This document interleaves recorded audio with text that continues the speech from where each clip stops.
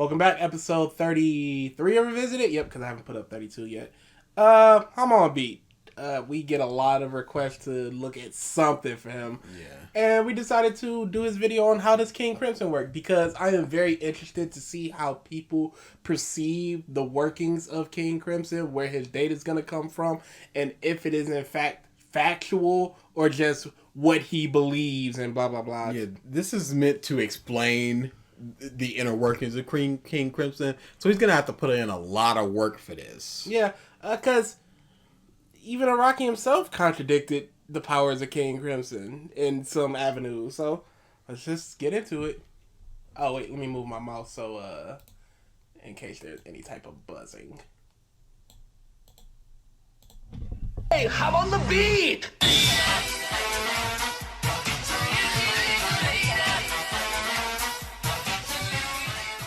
For many of my past videos, I have gone over and answered commonly asked questions in JoJo.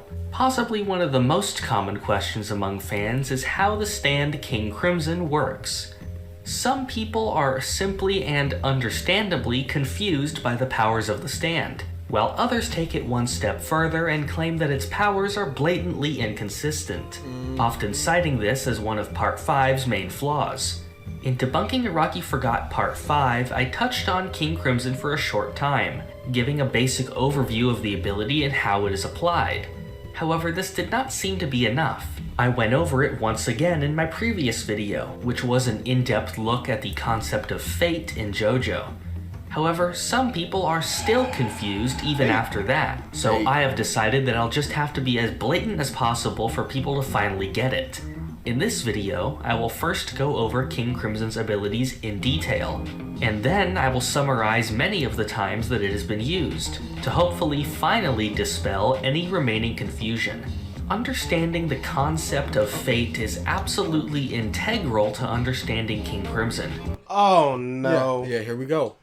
But do you think that there should be a 10-minute video going, this is how it works? No, there shouldn't need to be that. There should need to be. And the fact that that is there means that this was a poor job done by Araki. Absolutely. If all these years later, people still are making the meme, people are still confused, it was done poorly. We'll be going over the properties of fate in this video, but if you want a far deeper look at the concept, my previous video on fate in JoJo will help. That video spoils part 6 though, and this one doesn't. King Crimson is Diavolo's stand, which... It took 1 minute and 35 seconds before he actually started getting into King Crimson for a roughly, 11 minute, 17 second video. It's very odd. He gained after using one of the stand arrows that he discovered in Egypt. King Crimson also possesses a sub-stand called Epitaph.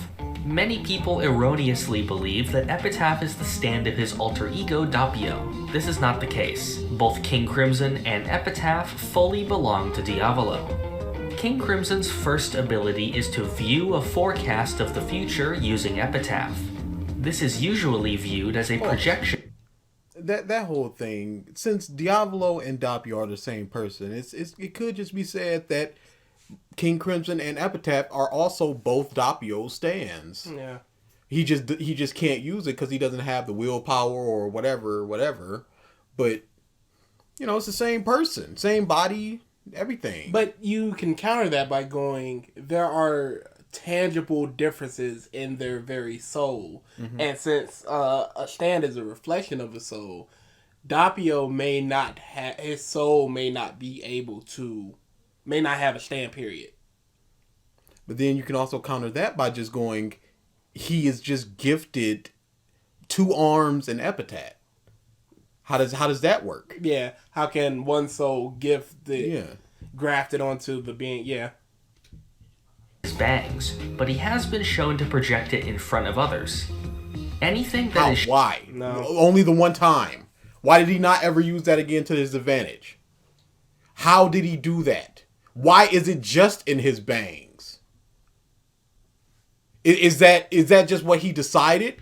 Can he look at his hand and see it? If he can just... Is it a stylistic choice? If he can just full on project it in front of people, It's just there, and it's only the person. It's not like the background or anything. The pole that he was standing next to, it was just the person. Why is it just the bangs?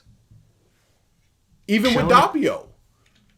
Yeah, I don't think that is what happened with Bruno. No, where he projected the future and Bruno saw it and blah blah blah blah blah. Because why didn't he just taunt Gio like, look at what's gonna happen to you in a couple seconds. Here's you doubled over in pain. Ha ha ha. This would say that he either A, cannot control Epitaph, or B, whenever he tries to use it, it just flies everywhere. Or he consciously, to taunt Bruno, just showed him, and then never did it again. To project it in front of others. Anything that is shown in this prediction is 100% fated to happen. I cannot stress this enough. Since the premonitions are determined by what is fated, Diavolo has no influence whatsoever over what will appear. However, his other ability still allows him to use this to his advantage. King Crimson's second... No, already wrong. He has no agency to change what he sees. He's just doing the things that need to happen for that thing to happen. He does not know what he needs to do for that to happen, because all he's doing is interpreting the images he sees. So no, he does not use it to his advantage, because no matter what, that thing happens. And then we have to look at it like he sees something and he chooses not to act. Was that his fate, or to not act, or is he breaking the fate to not act? It's a whole thing that we have to think about there. Because if you're just going, it's fated to happen 100%. But then once you break the fate, it becomes a whole new fate. Or was it always the fate to break the fate? We've talked about this so much. It was always the fate. Whatever happens at the end is fate. Anything before that is not actually fate. You're not changing fate. You're not molding fate. You're not taking advantage of fate. Fate is simply happening, and everything before that is what was supposed to happen. If you believe in fate. Crimson's second ability is the power to skip up to 10 seconds of time. When a time skip occurs, everyone except Diavolo will continue to move along their predestined path, which was laid out by Epitaph. Victims have no control over what they will do during a skip, and when the skip has ended, they will not remember anything that happened during it. Diavolo behaves differently. How wide is this range? That's the problem. It's a big problem. Because it can't be everybody in the world. The way I look at it is, this is what I'm doing in the script that I'm writing. Anybody within the range can feel the skip time, but the skip time is always happening. You just never feel it. So you're just going through life. You're not like, oh, how did this get in my mouth? You went through the actions of putting that in your mouth. But once you're in that range, you feel the skip and go, why is this now in my mouth? Mm-hmm. But what's the range? And that's only through my own thing that I'm doing. This is not explained in the show of why these people can suddenly feel the skips, but 3 miles down in the ocean they couldn't. Because in the fight with Polnareff, they were all near the Coliseum, and nobody went, oh crap, he's skipping. When they're all, he's underground, and they're outside. And they're like, oh crap, what happened?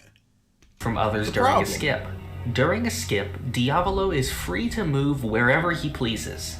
This allows him to bypass anything that may have been fated to happen to him in Epitaph's prediction. Wrong. When did that ever happen? Because you said you're going to show examples of stuff. When did he ever see something in Epitaph and was able to change what he saw? What fated thing did he see? Tell me one example of it. As anything that may have been fated to happen to him in Epitaph's prediction. During a skip, Diavolo cannot interact with anything, and is in a semi-ethereal state. If he touches anything during a skip, he'll simply phase through it, and the fated path of whatever he tried to touch will ignore him, and remain exactly the same. The upside... What did he just say? The fated path of whatever tried to touch him? I think he's using that as with the Narancia bullets example. Okay, he saw that Narancia's bullets would shoot and that it would shoot Nero. It never showed shooting him. Yeah, he said he erased the time. When the bullets were coming. But he didn't move. That's the ethereal state thing. So is he always in the ethereal state? But then that's kind of broken because he does the blood thing. The blood is shown hitting his face, and then he goes, okay, time continues. It wasn't like the blood is flying to his face, and then the time continues, and then it hits his face. It's broken. No. The fated path of whatever he tried to touch will ignore him and remain exactly the same. The upside of this is that he is immune from any form of physical attack during a skip. The downside is that he cannot harm anyone until after a skip ends. Because of this, we often see Diavolo repositioning himself behind enemies, and launching an attack just before the skip ends so that it will impact the enemy at the first possible second before they're even aware that a skip has happened. The most overlooked part of this ability is what happens to Diavolo's original fated actions. Just like all... What are you talking about? What happens to his original fated actions? You said it 100%. We've never seen a moment where he's just like, oh crap, this is gonna happen. Let me avoid that. This is absolutely going to hit me. Let me be in the position for it to hit me, but not have it hit me. Yeah, we've never seen that. And the Doppio thing, that was just misinterpretations. To Diavolo's original fated actions. Just like all people and objects in the universe, Diavolo follows a fixed path of fate. So of course, if Diavolo were to view a prediction of the future, he would see what he would be doing in those next 10 seconds. That brings up the question of what happens during a skip. If Diavolo were to view a prediction in which he picks up and throws a rock, and then he skips time, what happens? Diavolo can move freely, and since he can't interact, he could not possibly throw the rock. However, the path the rock takes of being lifted up and thrown was part of that fated prediction, even though it was originally caused by Diavolo's actions which don't technically exist anymore. No, you've got to show some examples of that, because that is 100% garbage. If he saw Epitaph, if he saw through Epitaph that he picked up a rock and threw it, but then he went, no, I'm not going to do that. I'm going to phase over here. The rock still lifts up and gets thrown. Because he was fated to do so. No. This is the Nanacha argument. No. He did it, and so he was fated to do it, so it happened. That's completely false. We never see this. I don't know what you're talking about here. That's completely and totally... It's either A, misinterpretation of what he saw, or B, everything happens like he saw. There has not been any other instances. He did not fall to the ground and go, oh, I'm going to skip all that, and didn't fall to the ground. Because if that's the case, if he's still affecting stuff and it still moves down his path, what's stopping somebody from shooting him seeing that he's been shot and then moving, but the action still happened? He may have been in that ethereal moment, but it was fated to happen. He can't change fate. It would still occur, since the fate of the rock and everything else cannot be changed. This is one of the most dangerous aspects. No. Example. Quick example. Real quick. You can't just go, this is how it works. No, this is a 100%, I gotta cover up this Nanacha thing. Yeah, you're interpreting it a whole different way with literally no example, because that is not how King Crimson works. Not at all. There's never been, he never said anything like that. There's never been anything shown like that. This is just a pure interpretation to cover up the Nanacha thing. Of Diavolo's ability, since if fate is on his side, he could get away with pretty much anything. And again, that's a whole... we'll get to this, but it's a whole big problem of he was nowhere near. His range is so short that there's no way he could have done that. He was nowhere near the person to have done that. It's nothing. Since if fate is on his side, he could get away with pretty much anything. Some people ask how it would be possible for the rock to move on its own. The explanation for this requires one to have an understanding of how fate operates in JoJo. I have made a detailed video looking at this concept. So here's to understand King Crimson. You have to understand all three of his powers: the skipping, the fate, whatever's gonna happen, and the epitaph. And you have to understand fate as a concept in JoJo to understand this person's power. Wow, but you're still wrong. He's wrong in this. No, according to him. Okay. This is taking everything that he's saying as 100% factual. This is all that you have to do. And also understand what's going on in a fight, how people's powers are interacting with each other, all this stuff. You see why we don't like this? Taking this 100% factually, which we're not. The basic idea is that fate itself... Wow, thank you so much, DBZ Imran. You said, I made a video on this. Hey, here's the basic concept of that video. Instead of just going, hey, go watch that video.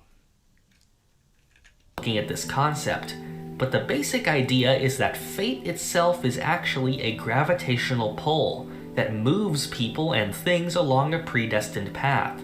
Fate itself lifts the rock. Pause. You see, that's taking part 6 knowledge and applying it to part 5. What was the excuse when part 5 was airing? Right when it was done, right before Dio had that whole analogy and explanation there. What were you talking about back then? Regardless, when has this ever been shown for King Crimson? That also. I'm just taking the straight, how does King Crimson work? And you're going, well, fate is like gravity, and if it's gonna happen, it's gonna happen. Okay, but when has he ever shown something happening and he prevented it from happening? He said he was going to show examples, so I'm waiting for them. I'm foaming at the mouth for them. Because the rock's fate is to be lifted. Now that I've gone over the abilities of King Crimson, I'll go over the notable times that it is used in the story and apply this explanation to them. The reason for being this thorough is due to how I've seen some people still not understand even after hearing the explanation. Here's something I've seen happen quite a few times. Let's say I explain the power of King Crimson, and use the scene of Trish in the elevator as an example. I explain that the action of Trish's arm being cut is fated, even though this... Whoa, There you go. no! No, that's all you have to say. Dead! That's all you have to say. We're done here. It's Yeah, over. It's fated to happen, so it happened. How can you argue against this? Yes. How at all? It doesn't make any sense. Wow, but it was fated. Okay. Let's just say he's 1,000,000% correct on the whole, if it's fated to happen, it's gonna happen. Where is it shown that this is her fate to get her hand cut off? Because if you're just going, well, it happened, so it must have been fate, you can excuse literally anything in part 5 by just going, oh, that happened simply due to the fate of it needing to happen. Literally anything. Which they do. The arrow just flying towards them. This is exactly what part 5 fans do argue for. But you said you're showing examples. You're saying people don't understand, and you're basically going, the reason it happened is because of the ethereal, metaphysical concept of fate. No, it was fated to happen, so it did happen. That doesn't make any sense that this happened. Oh, let me explain this to you again. Let me explain fate to you. Fate. And there we go. It's just whole comments of, this doesn't make any sense. How did this, what? He didn't feel anything skipping. Nothing. Click, click, click. Fate. Enter. It's just like that Simpsons episode where it's like, anytime that type of stuff happens, a wizard did it. Yeah, but what about wizard? That's exactly what this is. What happened there? Oh, fate. Fate happened. Yeah, just fate. But what? No, fate. That's such a bad excuse. I want to try to understand this without just being some... Because why not just go to any sort of media and just go, why did those two people fall in love? Love! Fate. Fate! Just concepts! I had this, I commented this with somebody replied to one of our things where they were like, I kind of like Part Fate, but I don't know. I mean, Part Fate. Part Fate. No, it is Part Fate! I kind of like Part 5, but, you know, I don't know. I was like, I don't know if I dislike Part 5, but I definitely dislike what the fans have made of Part 5. Mm-hmm. And this is the perfect example of it. This does not make any sense. Yes, it does if you understand Fate. Yeah. Imagine having a conversation with this dude. Just because all things will just come back to Fate. And you go, well, what are we doing here? What's the point of me even talking to you? I explained that the action of Trish's arm being cut is fated. Even though this was an action originally performed by Diavolo, Trish's fate within a skip cannot possibly be changed, so her arm would still be cut. This is a sufficient explanation. No, it's a sufficient explanation. You see, that's his mindset. We're done here. Okay, again, where was this shown? See, you guys are going on the notion that we saw these fated things happen. So they're just fated to happen. And and there's nothing that the characters can do about it. It's just fate working its wheels, and Trish's arm gets cut off, so fatedly her hand has to just get cut off. But we never saw that fate. So what happened there? I think they're just going on the assumption that because it happened, it was fated to happen, and so it happened. So it's fate. It's just a big circular logic there. There's no starting point. It's just like, because it happened, it was fated to happen. So did Trish just magically appear into Dia's arms? Yes, because it was fated to happen. He was just standing down there waiting, and then he just went, oh, here it is. Because he did it, and it was fated to happen, so he just skipped the time, and then it just happened. So that makes more sense than him skipping time, going down there, hurry up and cutting off her arm while his head is turned, Bruno's head is turned, and then how does he get her up there? No, that's what I was saying. Yeah, there's he can't interact with. It's pure. I've never even thought about that. No, the whole thing is it was fated to happen, so it happened. He can't interact with people in the skip time, so he did it, and then he just probably went, "Hey, Bruno, chill out. This just happened," and then he went down there, and then so it happened, so he skipped that time, and so it just happened. Without even him doing it. That's what he's talking about. Well, this my mindset always goes back to the Nacha, but this is also broken. I've never really realized that because I always thought that because you can't even just go he would either have to. I think was there a hole in the elevator or was it the top of the elevator? It was the top of the elevator because Bruno unzipped it or cut something and then saw him up there. Okay, so he would have to. If so, there's two things. There's the pure, this is actually the rules of King Crimson. Pure fate. He did these things where he climbed up there, came down, cut Trish's hand off, climbed back up, and then went back down without Bruno noticing because within the skip time he would have noticed. It may not have, because whatever you say, he would have felt that chop, and his head would have turned, and when the skip time stopped, his head would have been turned over to the chopped hand, but it wasn't. So, taking pure fate, he climbed up, chopped off the hand, Bruno didn't notice, climbed back up, climbed back down.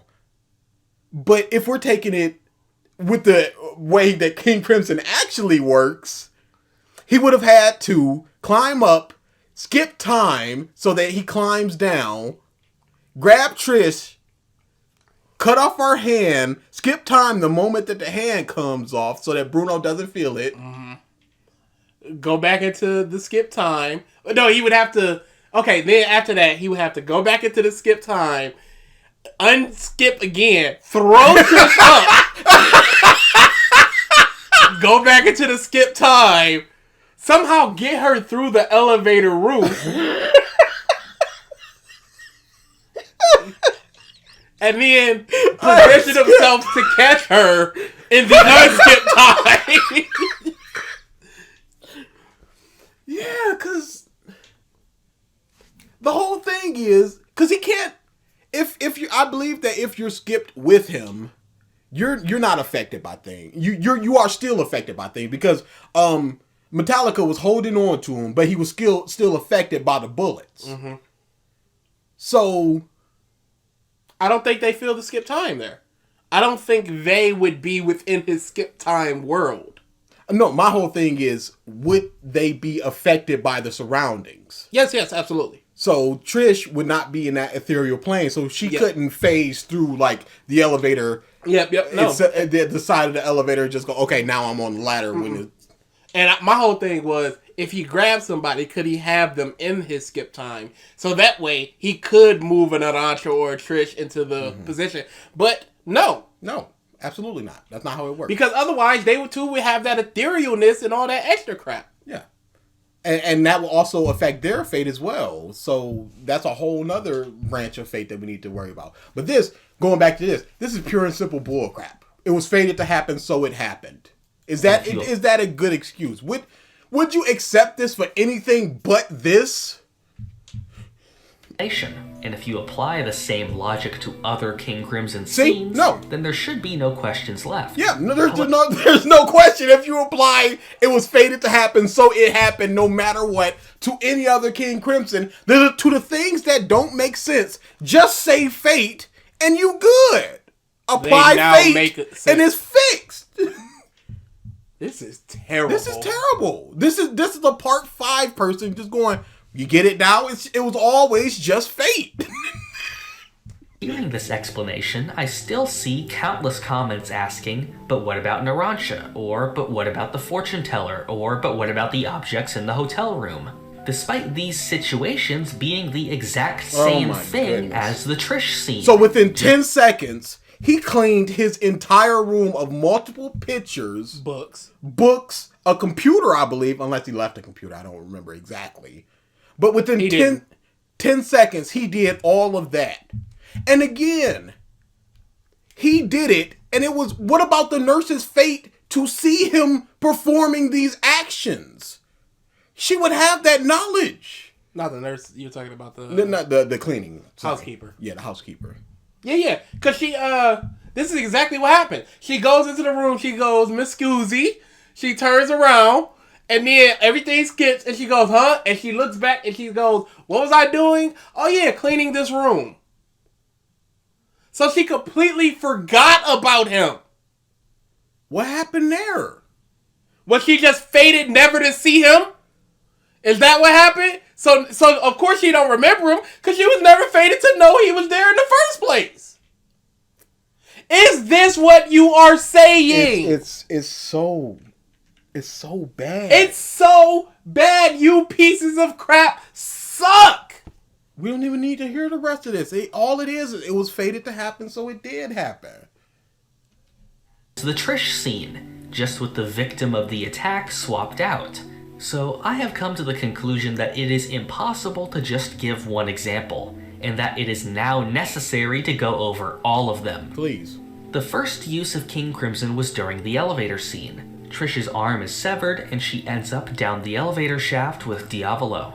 Diavolo's original fated path would have been to enter the elevator, cut off Trish's hand, and carry her away. By skipping time... without hitting Bruno or Bruno fighting back or doing anything. Or anything at all. Bruno's hand was still in the same position. Are you telling me it's such a clean chop that there was no movement in his hand at all? Because he would have felt that jerk if otherwise. And his hand would have been in a different position. Again, you're just going, it happened. But what about what Bruno experienced in this, let's call it reality 1, where he doesn't skip time and he performs these actions to get Trish, and so in reality 2, the fate happened and Bruno does not notice a full-grown man coming down an elevator shaft opening and coming down, hearing the thud, feeling the chop. His hand is still turned. Feeling the weight shift of the elevator itself. Feeling a whole person being you're just holding what does a hand weigh? 4 pounds, instead of feeling the weight of an arm and a person pressing on it and everything. Very much over evaluating the weight of a hand. Really? Yeah. I'm gonna look up what is the weight of a hand. Wait up, hold on, because I'm concerned about this. I don't think it's more than like 1.5 pounds. Really? Yeah.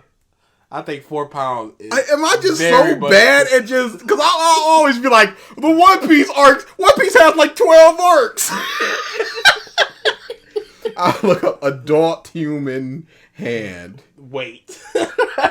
There's no reason to look this up. This has nothing to do Dude, with the video. I'm about to be on a list. What? Not in kilograms.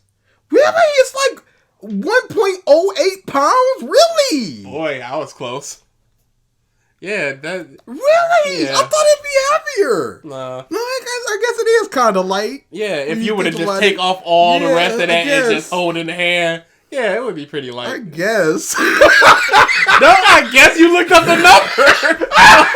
Doctors and scientists researching it. They weighed these things. They cut off and they weigh it. These are factual numbers, but you know whatever. I guess whatever, man. I don't know.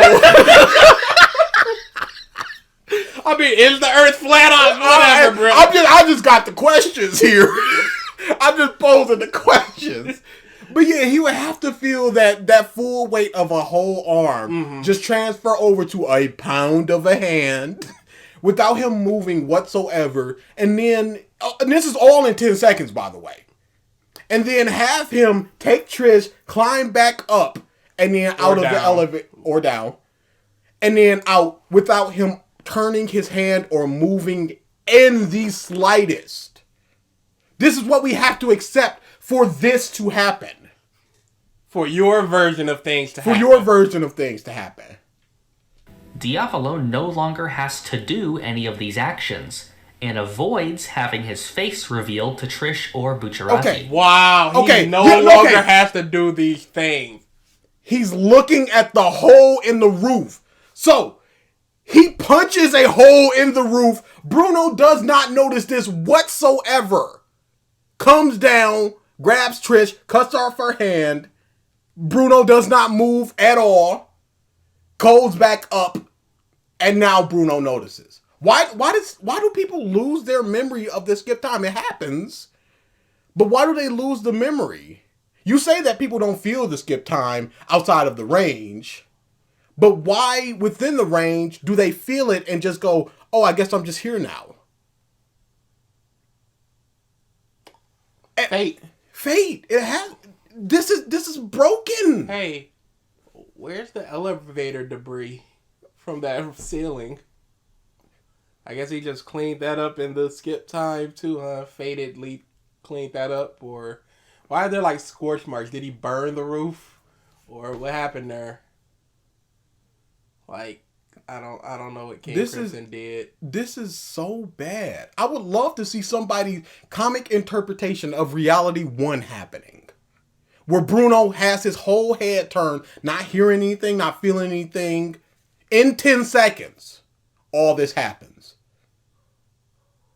Wow, 10 When seconds? Bruno, while losing his ears and eyesight, could feel the dude while chasing him underground and where he was roughly. Man, King Crimson is really, really bad. Yeah, that's just the whole thing. Araki did not create a very, not even a good villain. He didn't create a villain, an understandable villain. Or he did create an understandable villain, but he did not follow the own rules he set.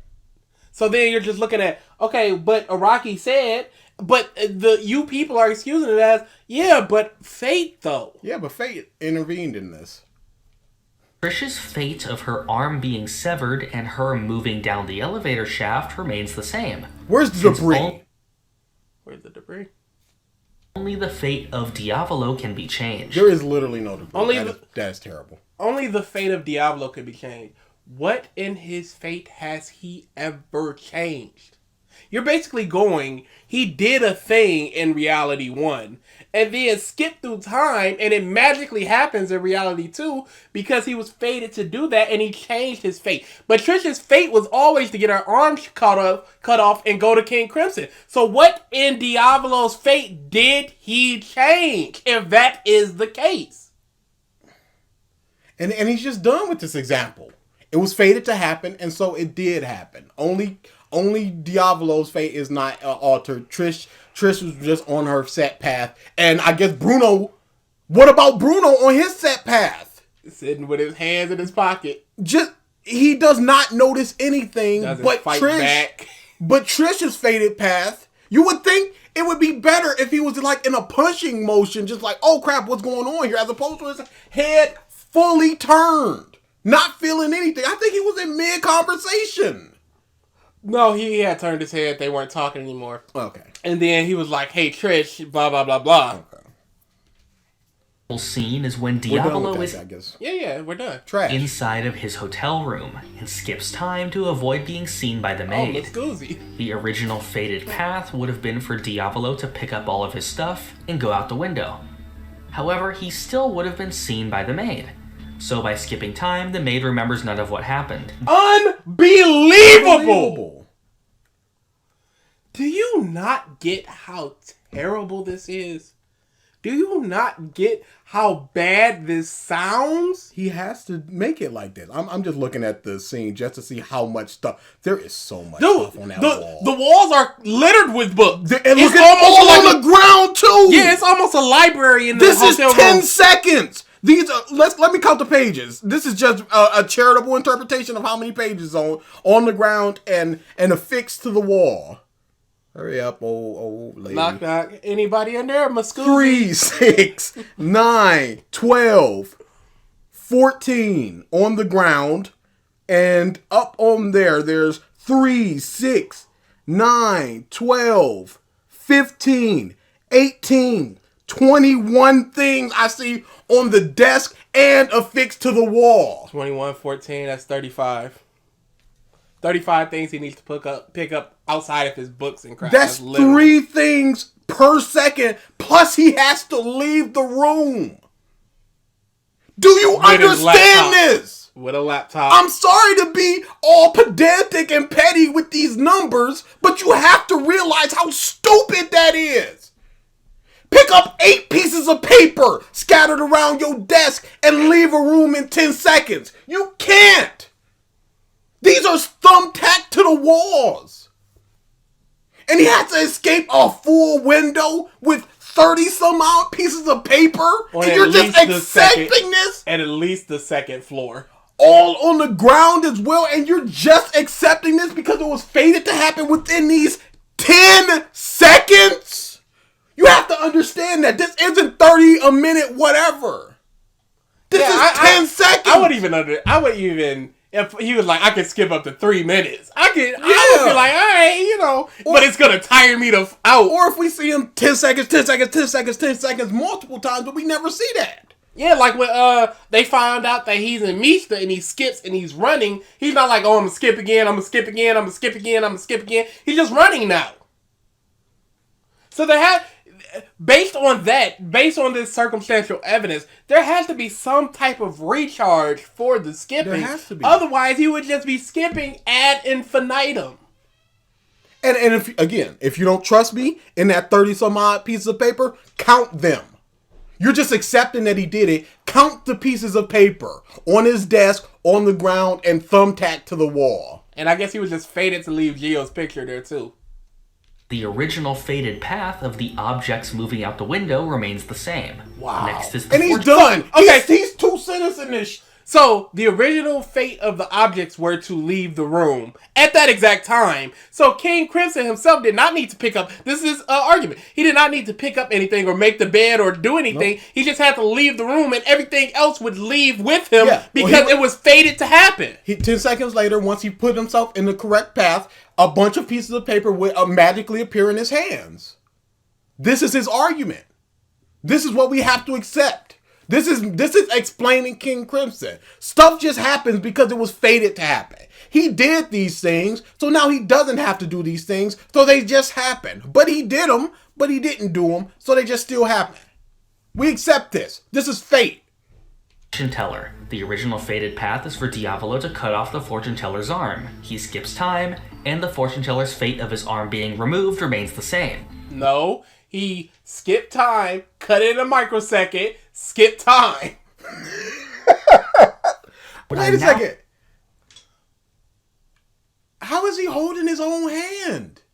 Yeah, because he would have had to take it out. Oh, yeah, he would have had to take out his hand and put the fortune teller's hand in the fortune teller's hand. In reality 1. Yes, in reality 1, what he did was cut off his hand, put his hand in his own hand while he just accepted it happening. Yes, and was without him with going, ow, looking down at my hand. He's still in the exact same position, looking at a hand, and then he goes, oh crap, this isn't your hand anymore, it's my hand. You have to think about what's going on with the person. Yes, they're skipping, but they're not reacting. They're going down their fated path. We see this with Bruno as he's punching, and Diavolo's repositioning himself. So you're acting like nothing happens within this time. It's just nothing. It's just completely gone. Diavolo's power is not fate. It is the ability to skip time. Because you're going, his hand was fated to get cut off, so it got cut off. Okay, his fate is to get beat up. Why is King Crimson punching him? Why isn't he just beaten to a pulp at that moment? Why is he risking somebody seeing him if it was just his fate to be beat down? Why didn't he just skip 10 seconds and then be up the street? And have that person beaten?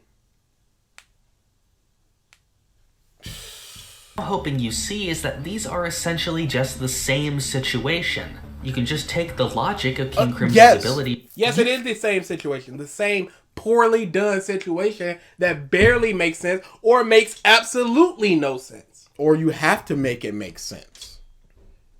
And if you're, shoehorning in one logical through line, you're just going, okay, so this works for everything now. Yeah. Whatever doesn't make sense based upon King Crimson's powers, we can make it make sense with fate. He was fated to cut off his hand, so he just did it. Fortune Teller Man didn't react because I guess it wasn't his fate to react. He just calmly got his hand cut off and then saw him taking his hand out of his hand. You have to think about these things if you're talking this trash. From one and apply it to the other, and nothing changes. A part of the story that confuses many people is the fight between Doppio and Risotto. Not really. The main thing to note here is that Doppio did not have access to all of King Crimson's abilities. He could only use Epitaph to view predictions and King Crimson's arms to attack Risotto. This is because Diavolo didn't want to fully reveal himself while he was too far away, since Risotto would just run after seeing the boss's face. The predictions while he's too far away. So he didn't want to change into the boss while Nero was hidden or far away, because then he would just see him. I thought he meant that because when the King boss Crimson is too far away. Yeah. I'm like, what is he like running towards him in his mind or something? Nah.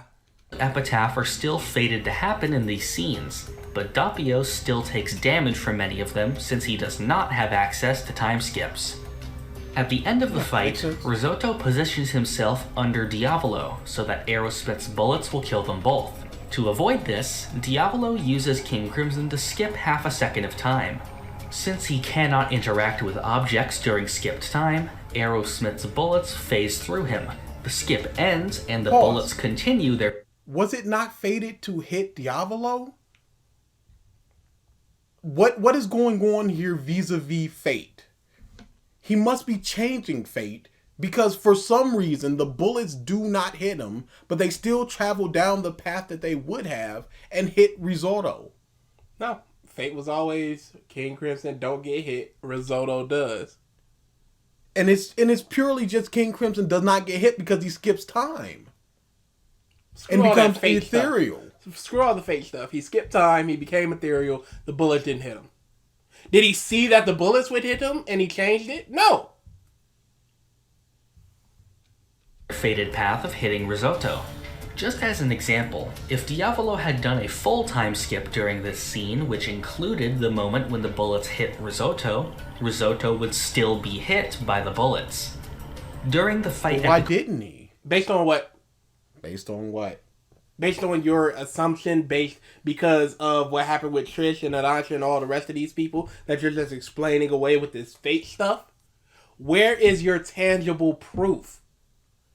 You're using circumstantial evidence to create a complete narrative that is just completely your own logic. I'm point one. It was supposed to happen because fate said it was supposed to happen. So now anything that doesn't make sense, it was just fate. That's really, really bad. And you're going, people don't understand it, and I gotta keep explaining it. I used one example. Why didn't this apply to everything for you bums? Narancia ends up being killed by King Crimson. This is probably the most often discussed scene in this argument. The originally fated path would have been for King Crimson to break the metal bars, lift Narancia up, and... No, the metal bars got broken because Misha shot him. And impale him. By skipping time, all of these things will happen on their own, since they are still fated. Unbelievable. Where do we see this fated reality 1?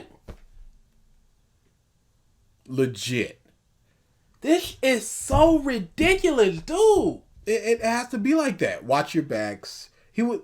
Okay, I always screw this up. Was he in? Cause he was in Mista, right? Yeah. And Mista, because I always go, he was in Trish, but then I have to go, was he in Trish's body or Trish's soul? And Trish's soul was in Mista. Yeah. So he's in Mista's body. Because there was one shot where they just show everybody's location, and he was not near that. I won't be able to find it. But yeah, it's you have to just assume that everybody is just on there. Nobody notices Narancia getting lifted up and put up there. It's insanity that we have to accept this just because it was fated to happen. So what he's basically going is he sees an epitaph that Narancia is gonna get killed on those bars. So he just How does he see it? He sees through epitaph. How? No. This I'm going by what he's saying. Okay, we'll poke holes in it later. Yeah. He's saying that Epitaph sees that Narancia is going to get killed. So King Crimson goes, okay, that's about to happen. Let me skip 10 seconds so that happens. Mm-hmm. And that's your explanation for it. But no proof, no showing of evidence, just going, yeah, it was fated to happen clearly. Otherwise, this doesn't make sense. So it has to be fate. No, it can't just not make sense. We have to make it make sense because Araki can't just do something stupid. This can't be a bad part. This can't not make sense. This can't be inconsistent. It just has to. We have to make it make sense. And here we go. And again, you say that he sees it in Epitaph. How? He's in Mista's body. No, there is no bang, so that's rip. Does he project it out in front of him? Why does Mista not notice at that point? Why does anybody not notice? Because he has to. He can't. He does the Epitaph projection. Mm-hmm. He can't skip that time because it's already happened. So what happened to make him see Epitaph without Mista Trish knowing that it was Epitaph? Showing him a fortune of Narancia being killed. How did he see it? Because we never see him just going, oh, I know what's going on. He has to project it within his bangs, within Doppio's bangs, or make a projection. So there are no bangs, and nobody noticed a projection. Otherwise, they would have known what happened. Because you can't skip time if it is occurring. Unless he just goes, I'm going to just skip 10 seconds and hope for the best. We have to go back to when did he see Epitaph? Or did he just go, let's just see what happens. What happened here? Somebody explain what happened to make him go, all right, this is the best point. This is the best thing for me to do is to skip 10 seconds here because Narancia dies and I won't get caught that way. How does he see that this is the best moment to do this? Somebody tell me. And again, I always love that when we do whole videos and we do like point, all these amazing points, and we do one or two little bad points, and then people just pounce on those and then ignore a mountain of good points. Like DBZ Ram. He had like 4 points. And I'm like, okay, so you got 4 points of contention in this hour video of us trashing you. What does that say about your video? But there are gonna be people that's going, oh no, y'all don't understand this, and this, and this. How did this Epitaph thing happen? Explain that. Why are there fish? Nobody's talking about that. Everybody wants to go. Somebody tried to. Oh boy. Oh, if I never hear the word bleach again. Oh, what are you talking about? It's coming back and they're not gonna censor the arc? Fully uncensored blood? And cutting people in half? It's gonna premiere at midnights? And that's what's gonna make it good. Yep. Cause don't forget, Ram's whole thing was one of the problems were the anime wasn't as bloody. So it bad.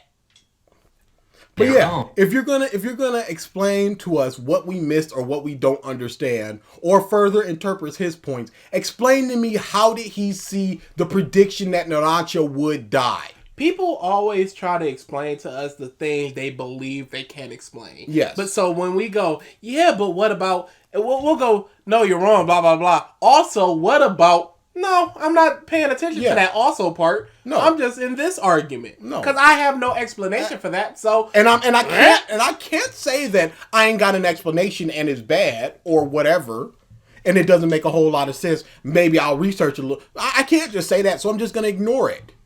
And it's so much easier for people in the comment section to do something like that, as opposed to us just going, let me look up on my phone real quick. I'm not going to get it in time, and it's going to be boring if we're just sitting here with nothing playing and us not talking. So we can't really research, hey, what's everybody saying about this Narancia King Crimson epitaph part? And again, if you commenter are trying to explain something to us, know that my number one thing that I'm going to reply back is explain the Narancia epitaph thing. Because unless he skipped... Okay, here's Random the explanation. skip. So here's the explanation. He skipped 2 seconds, saw the projection, Mista didn't notice, and then he saw the projection. Can he see the projection in the scout? Nope, line? Kenny. Nope, that's wrong then. Okay, explain that. You can correct us all up and down the street, but that's going to be my number one comment. I revoked on the fish thing because that's a little petty. I'll admit that. It's not petty to me. Because you guys are trying to explain how this Soul Society soul thing is not broken, and I'm just going, yeah, but fish have souls clearly, so what about the fish? Two people, whole full comments trying to explain souls, and I'm just like, y'all are just really just excusing this stuff. God bless you that you're excusing an anime that you like or dislike, but you must purely understand that it doesn't make any sense because it's never explained. We've always said this. If we talk about something and you go, I just like it, there ain't nothing I can do about that. But once you say, I like it because, okay, now I can talk about why you like it. Or you go, I think it's good. Okay, why do you think it's good? If you just go, I like it, and shrug. What can I say to that? Yeah. Like what don't you like it. Hey, you're wrong. Like, and when you're trying to explain stuff to us that don't make sense, of course we gonna clap back. I don't care if you like it or not. I like it, and then comment with this whole diatribe of how souls make sense, and you're just completely wrong. Of course we gonna clap back. Gonna take it over. So again, explain the epitaph thing here. Yes. If we take this 1,000,000% sure this is what happened. He can just affect things because they happen. Fate and all that. How did he see that this was going to happen without Mr. Trish knowing that this was also going to happen? You can't tell me that he saw it, skipped time, and then it happens because he would have that knowledge of seeing, oh crap, this is what happened. No matter what you say, it's all going to be headcanon. Because we don't see what happened. Because we never see what happens. So it's all going to be your interpretation 100%. And I will accept your interpretation and tell you that you're wrong because we never see it. I said this to somebody that was arguing with Bleach. I was like, that's a good interpretation. I could go to Reddit and find 10 other explanations about what this thing is. Because we don't see it and it's just an interpretation. So explain to me the best possible way that you can, how did he see that this was going to happen? If his other videos are like this, we're definitely going to have to do some of them Iraqi forgot. Like I said, a couple of... There are some good points of just like, people are dumb and they were just misinterpreting things. We should probably do the part 5. Probably do the part 5. We'll probably do it. But yeah, there's some other things that are mad stretches like this. Where you have to go, nah, but... Pale him. By skipping time, all of these things will happen on their own, since they are still fated. Terrible. The bars bend on their own. No, Misha shot them. You can see it in the when he shoots and he's trying to figure out the body and what's going on over there. He shoots the bars. Narancia floats up on his own, and Narancia is impaled without any interaction from King Crimson. Because of this, King Crimson remains hidden, so it... When have we actually ever seen anything like this happening? Not you just going, hey, Trish's hand is cut off and that's clearly fate. When have we actually seen a rock float up? When? Literally. This is purely your interpretation to make this make sense. It is not revealed to anyone whose body he is inhabiting. King Crimson's final prediction is that he would have defeated Giorno. And that is what would have happened if it were not for Gold Experience Requiem. GER's ability transcends fate, overriding this before it could ever happen. Hopefully with this video I have finally managed to dispel the confusion surrounding King Crimson. My previous This is why we need webcams. The whole time he's been saying this, we've both just been shaking our head. It's terrible. He's just going, I hope this just fell. And we're just like, No. Because at any point in time, you just have to imagine writing a comment like, yo, Narancia, that doesn't make sense. Yeah, but it was fated to happen, so it did happen. So like he said, he just floated up because it was just fated to happen. So he just, within reality 2, I guess that would be reality 1.5, where King Crimson is still not revealed, but Narancia is just floating up. It just happens, he just floats up, nobody notices, and he doesn't scream or yelp, or there are no sounds, so nobody turns their head, and it just happens because fated. It was just fated to happen. Video was covering the often misunderstood system of fate in JoJo, and the one before that completely debunked the idea of the walleyes being forgotten in Part 8. By the way, I was right. This video fits a similar role, taking an often misunderstood JoJo concept and focusing on it for the length of a full video, rather than just touching on it in one segment. If there's another idea in JoJo that you think needs this kind of treatment, comment it down below. If you want to receive updates on new videos or ask questions, join the Hamon Beat Discord using the link in the description. To get rewards like Discord perks and access to uncut videos that I couldn't put on YouTube, support the channel on Patreon. And finally, subscribe to the channel for future videos. This is the part of the video where I thank my $5 and up patrons.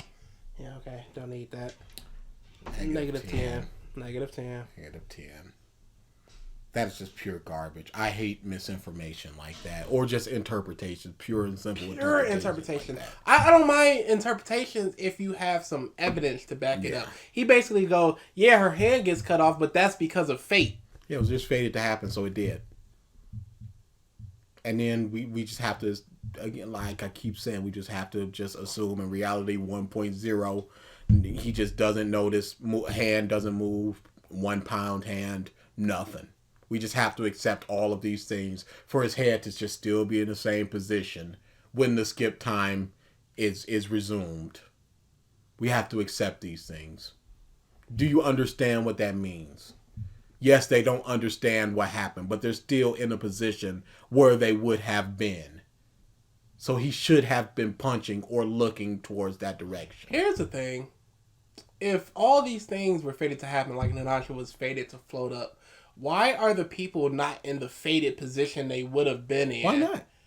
When that happens? Why not? Why are they still in the reality 2? Yeah, like I said, it would have been better if Bruno was in a punching motion as opposed to his head fully turned.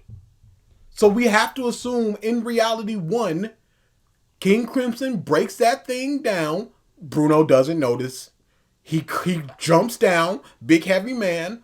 Bruno doesn't notice the shaking or the sound. He cuts off her hand. Trish is silent. The sound is silent. He doesn't notice the weight shift. He hops back up. Bruno doesn't notice the weight shift. And then time resumes. These are things that we have to assume here. Otherwise, tell me how he does not notice. You got Epitaph to explain with Narancia, and how does he not notice with this? And let's put in them 30 some odd pieces of paper in 10 seconds as well. Let's just throw that in for Let's just throw that in there as well. You gonna explain what we got wrong or how we're stupid or whatever? The paper.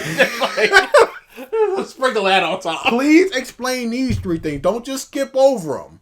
This is a full video. Either you must have watched the full video, or you just watch like 10 minutes and just go, okay, I'm just gonna debunk these dudes and leave. That's nothing. You know, we have a high watch rate. Really? Yeah, I was looking at it recently. I would assume that it would be unspeakably low. Each one is averaging like 19 to 20 minutes. Oh, that's pretty good. The DBZ MRAM Bleaches one. Please tell me I'm like 2 minutes. It can't be high. Them boys are low because people drop them dislike that P stuff out. Gotta be. On top of that, the one before the last one where people were just like, yeah, I was skipping through. Like, I can't blame nobody for that. that was a rough one. Yeah. But yeah, we clapping back in these comments. Cause there was somebody, I can't remember who it was, who kept recommending this video, like, this video explains how the King Crimson and Anancha thing happened. Because the Anancha thing was always a big contention for us. That was also the Trish thing, because that, just thinking about it, I never thought about it in the terms of what had to have happened. Now that's a big problem as well. Not even taking the maid thing. I don't care about the maid thing. Averaging about 7 minutes for them. I knew it. For them MRAMs. I knew it, because them boys dropped that DBZ MRAM, just went sick 'em boys, and they did. These children. And then when it was past all that, the next one is about 11 minutes average.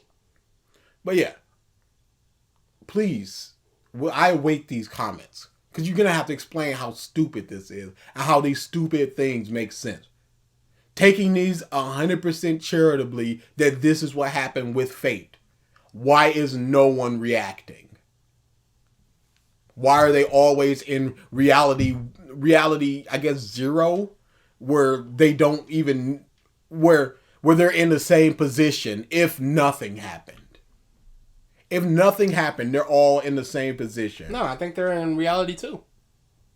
I think reality 2 is the reality where everything that was fated to happen happened. Mm-hmm. And because the actions didn't happen in reality 1, they're not in the position they would have been in reality 1. So the fate just happens in the skip time, so they're just where they're supposed to be if nothing happened in reality 2. Doesn't that sound stupid? You have to break it down like this for it to make sense. -10. And this dude is high and mighty, like, oh, I gotta explain this again. Let me put it in a video for y'all. People are still coming up with these misconceptions and blah, still talking about this. Alright, homie. Big -10. Big. It's a pretty big negative. We doing the other one, or? Yeah, we doing the other one. I got a little bit of more energy in me. There we go.